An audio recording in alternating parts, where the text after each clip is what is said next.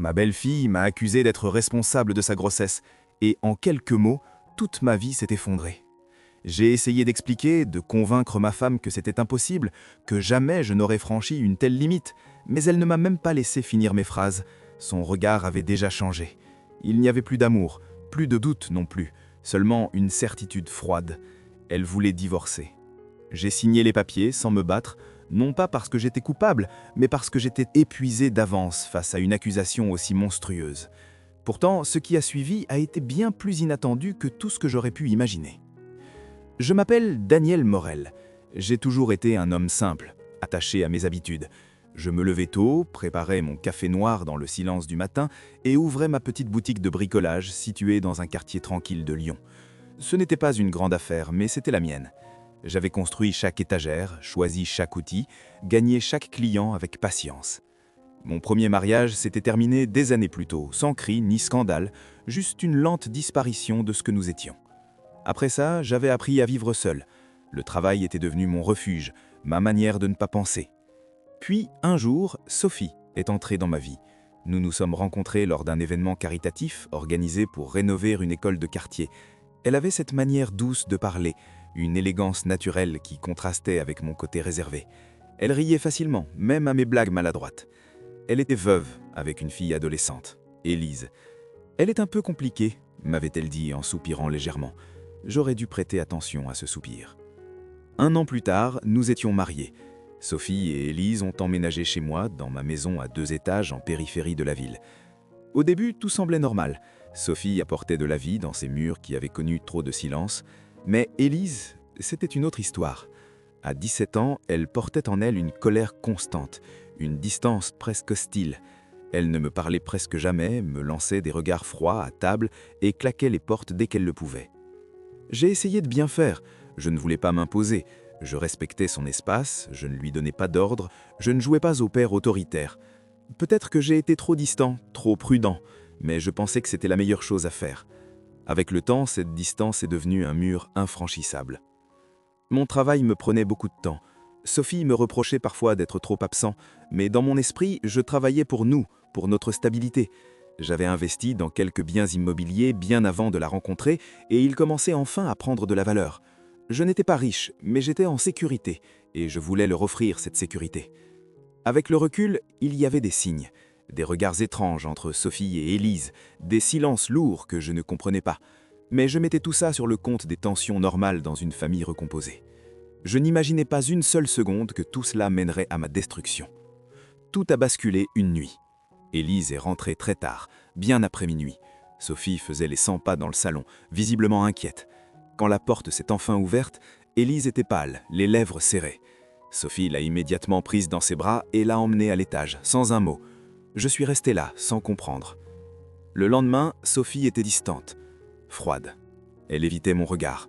J'ai posé des questions, mais elle refusait de répondre. 2 jours plus tard, la vérité, ou plutôt l'accusation, est tombée comme une bombe. Nous étions dans la cuisine. Je préparais du café avant d'aller travailler. Sophie est entrée, son téléphone à la main, le visage fermé. Elle m'a regardé comme si j'étais un étranger. « Elle est enceinte », a dit Sophie. J'ai fronci les sourcils. « Qui? Élise ?» Elle a hoché la tête. Puis elle a ajouté, d'une voix tremblante mais déterminée, « Elle dit que c'est toi. » Le monde s'est arrêté. La tasse que je tenais s'est échappée de mes mains et s'est brisée sur le sol. Je n'arrivais même pas à comprendre ce que je venais d'entendre. J'ai essayé de parler, de nier, d'expliquer que c'était impossible, mais Sophie ne voulait rien entendre. Dans ses yeux, j'étais déjà coupable. Élise ne sortait plus de sa chambre. J'ai frappé 1 fois à sa porte, une seule. Elle m'a crié de partir. Le lendemain, Sophie m'a annoncé qu'elle avait contacté un avocat. Elle ne se sentait plus sécurisée avec moi. Ce mot m'a détruit. J'ai dormi sur le canapé 1 semaine avant de faire mes paquets. Je suis parti m'installer dans un petit appartement que je louais. Le silence y était lourd, presque insupportable au début, mais petit à petit, il est devenu plus clair que tout le reste. Comment une femme qui avait partagé ma vie pouvait croire une accusation pareille sans même me laisser une chance? Comment pouvait-elle me regarder pendant des années et me voir soudain comme un monstre? Mais elle avait choisi, et ce choix avait tout brisé. Les accusations étaient des mots. Il n'y avait aucune preuve, aucune plainte officielle, rien de concret. Pourtant, cela suffisait à détruire une réputation, une vie entière. J'ai appelé mon avocat. et je me suis préparé à me battre. Les jours qui ont suivi ont été irréels, comme si je regardais ma propre vie depuis l'extérieur. À la boutique, les regards avaient changé. Certains employés évitaient de croiser le mien, d'autres chuchotaient quand ils pensaient que je ne pouvais pas les entendre.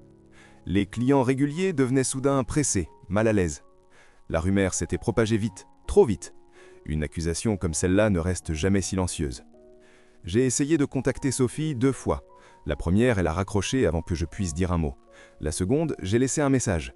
Ma voix tremblait alors que je lui répétais que je n'avais rien fait, que je ne toucherais jamais Élise, que je l'aimais. Je lui ai demandé de me regarder dans les yeux, ne serait-ce qu'une fois, et de me dire qu'elle croyait vraiment que j'étais capable d'une telle chose. Elle n'a jamais rappelé. Cette nuit-là, j'ai craqué. Je n'avais pas pleuré depuis des années, ni lors de mon premier divorce, ni à la mort de mon père. Mais cette fois, quelque chose s'est brisé. Ce n'était pas seulement la douleur, c'était l'impuissance. Comment se défendre contre quelque chose d'aussi ignoble quand ceux qui devraient te connaître le mieux ont déjà décidé que tu étais coupable ? La procédure de divorce a avancé rapidement. L'avocate de Sophie envoyait des lettres pleines de menaces voilées, insinuant que l'affaire pourrait devenir publique si je ne coopérais pas. Elle demandait la moitié de mes biens, la maison, une pension, comme si j'allais tout abandonner sans réagir. Elle ne savait pas à quel point j'étais préparé. Après mon premier mariage, j'avais appris. Tous mes biens principaux avaient été acquis avant de rencontrer Sophie. La maison était à mon nom. J'avais même signé un contrat prénuptial solide.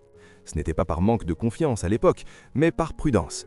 Mon avocat, Maître Laurent, était un homme méthodique, précis, presque froid.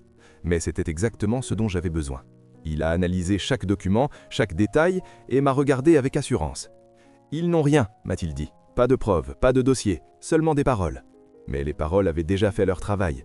Mon mariage était terminé, ma réputation était entachée, et la fille que j'avais essayé de respecter, d'accepter, avait détruit tout ce que j'avais construit.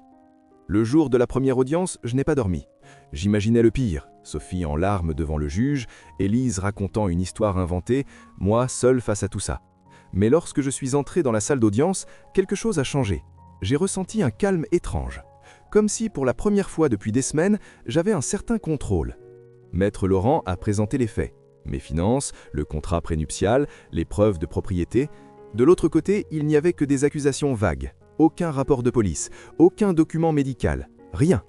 Le juge a rapidement remarqué le manque de preuves. Je voyais le visage de Sophie changer. La confiance qu'elle avait affichée au début s'effritait, remplacée par de la confusion, puis de l'inquiétude. Elle pensait sans doute que la simple accusation suffirait. Mais la justice, cette fois, ne fonctionnait pas sur les émotions. Les audiences se sont enchaînées. Semaine après semaine, leur version s'effritait. Élise refusait de comparaître en personne. Elle avait envoyé une déclaration écrite pleine de contradictions. Nous avons présenté des documents scolaires, des témoignages indirects, tout ce qui pouvait démontrer l'absence totale de comportement suspect de ma part. Rien. Pas une seule preuve contre moi. Quand ce fut mon tour de parler, je n'ai pas cherché à jouer un rôle. Je n'ai pas pleuré, je n'ai pas crié, j'ai simplement dit la vérité. Je ne l'ai jamais touché, ai-je déclaré calmement. Ni avec violence, ni avec affection. J'ai toujours gardé la distance par respect. La salle était silencieuse. Le juge m'a observé longtemps avant de poser une question simple. Pensez-vous que cette accusation a été faite intentionnellement ? J'ai hésité, pas parce que je ne connaissais pas la réponse, mais parce que la dire à voix haute me brûlait. Oui, ai-je fini par dire. Je pense qu'elle avait peur et qu'elle avait besoin de quelqu'un à blâmer. Le verdict provisoire a été largement en ma faveur. Le contrat prénuptial était valide. Sophie ne pouvait prétendre à aucun de mes biens acquis avant le mariage. Elle devait quitter la maison. Je n'ai rien ressenti de joie. Seulement un vide immense. Puis est arrivé le moment décisif, le test ADN. L'enveloppe est restée sur la table toute une journée avant que je ne l'ouvre. J'avais déjà souffert pendant des semaines. Quelques heures plus ne changeaient rien.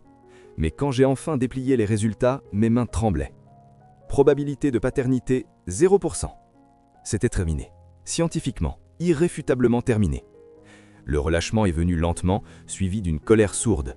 Tout cela pour un mensonge. J'ai envoyé des résultats à mon avocat. Sa réponse a été brève. C'est fini. Mais ce n'était pas vraiment fini. Le lendemain, Sophie m'a appelé. Je suis resté silencieux en décrochant. J'ai reçu les résultats. Elle avait la voix faible. Je suis désolé. Je n'ai rien répondu. Je me suis trompé. Elle a ajouté, presque en pleurant. Je me suis enfin décidé à parler. Tu m'as cru coupable sans même m'écouter. Un silence lourd s'est installé. C'est ma fille, j'avais peur. Et moi, j'étais ton mari. Elle n'a su quoi répondre. Quand elle m'a demandé si nous pouvions nous voir, j'ai simplement répondu « Non, c'est terminé ». Et j'ai raccroché. Quelques jours après cet appel, je pensais que tout était enfin derrière moi. Mais certaines histoires refusent de se terminer proprement. Un matin, on a frappé à ma porte. Quand j'ai ouvert, elles étaient là, toutes les deux. Sophie, les mains serrées l'une contre l'autre, le regard rempli de regret, et derrière elle, Élise. Plus pâle que dans mes souvenirs, les yeux rougis, mais toujours cette tension dans sa posture. « On veut juste parler », a dit Sophie d'une voix fragile. Je suis sorti et j'ai refermé la porte derrière moi. Je ne voulais pas qu'elles entrent, pas dans cet espace qui était redevenu le mien. « Il n'y a plus rien à dire », ai-je répondu calmement. Élise a fait un pas en avant. Sa voix n'était plus arrogante, mais hésitante. « J'avais peur, je ne savais pas qui était le père, j'ai paniqué. » Je l'ai interrompu. « Tu m'as accusé de quelque chose qui aurait pu me détruire complètement. Tu comprends ça ?» Elle a baissé les yeux. Sophie a tenté de me toucher le bras, mais je me suis reculé instinctivement. « On peut réparer ça ?» a-t-elle murmuré. « S'il te plaît, tu me manques. » Je l'ai regardé longuement. Il y a quelques mois, ces mots m'auraient brisé. Aujourd'hui, ils sonnaient creux. « Non », ai-je dit simplement. « Tu as fait un choix. Tu ne m'as même pas laissé une chance de m'expliquer. » Ses lèvres ont tremblé. « Je ne savais pas. Tu ne voulais pas savoir. » Le silence est tombé entre nous. Un silence lourd, définitif. Pendant un instant, j'ai ressenti quelque chose qui ressemblait à de la pitié, mais ce n'était pas assez. Pas assez pour effacer ce qui avait été fait. « Vous devez partir », ai-je ajouté. Elles sont restées là quelques secondes, comme si elles attendaient que je change d'avis, mais je ne l'ai pas fait. Finalement, elles ont tourné les talons et sont parties sans un mot de plus. Je suis rentré, j'ai verrouillé la porte et je suis resté immobile dans l'entrée. J'écoutais leurs pas s'éloigner. Et pour la première fois, je n'ai ressenti ni colère ni tristesse, juste du calme. Cette nuit-là, j'ai rassemblé les dernières affaires que Sophie avait laissées chez moi. Des vêtements, quelques objets personnels, des souvenirs. J'ai tout donné ou jeté. Je n'ai rien gardé, pas même les photos. Le test ADN m'avait donné la preuve, mais plus important encore, il m'avait donné la permission de tourner la page, complètement. Les semaines suivantes ont été étranges. Le téléphone a cessé de sonner, les messages ont disparu. Le monde, lui, a continué d'avancer. Lentement, les gens ont recommencé à me parler normalement. Certains se sont excusés de ne pas avoir soutenu. D'autres ont fait comme si rien ne s'était passé. J'ai appris à faire la différence. Mon cercle s'est réduit, mais il est devenu plus solide. Ceux qui sont restés n'avaient pas besoin de poser de questions. Ils étaient simplement là. Malgré tout, intérieurement, j'étais encore fragile. Certains mots déclenchaient en moi une tension immédiate. Famille, confiance, accusation. J'ai fini par consulter une thérapeute, Claire. Au début, je n'y croyais pas vraiment, mais elle ne m'a jamais forcé à pardonner. « Tu n'as pas à leur pardonner », m'a-t-elle dit un jour. « Tu as seulement à te reconstruire. » Ces mots ont changé quelque chose en moi. J'ai commencé à écrire, pas pour publier, pas pour partager, juste pour sortir tout ce que j'avais gardé dans moi. Des lettres que je n'enverrai jamais. Une pour Sophie, une pour Élise et une pour moi-même. Dans celle que je m'adressais, j'ai écrit « Tu ne méritais pas ça ». Je l'ai relu plusieurs fois. Avec le temps, la douleur a commencé à s'éténuer. Pas complètement, mais suffisamment pour respirer à nouveau. J'ai repris mes habitudes. Le café le matin, la boutique, les soirées calmes. Puis, un soir, lors d'une petite fête organisée par une voisine, j'ai rencontré Camille. Elle n'avait rien d'extraordinaire au premier regard, mais son sourire était sincère. Elle ne m'a pas posé de questions indiscrètes. Elle savait vaguement ce qui s'était passé, mais elle n'a pas cherché à creuser. « Je te crois », m'a-t-elle simplement dit à un moment. Ces mots m'ont frappé plus fort que je ne l'aurais imaginé. Nous avons commencé à nous voir, doucement, sans pression, sans expectatives irréalistes. Elle m'a laissé le temps, et peu à peu, j'ai compris que ma vie ne s'était pas arrêtée. Elle avait simplement changé. Un an après, je suis tombé par hasard sur Sophie au marché. Elle avait l'air différente, plus fatiguée, plus fragile. « Je suis désolé », m'a-t-elle dit encore une fois. Je l'ai écoutée sans ressentir grand-chose.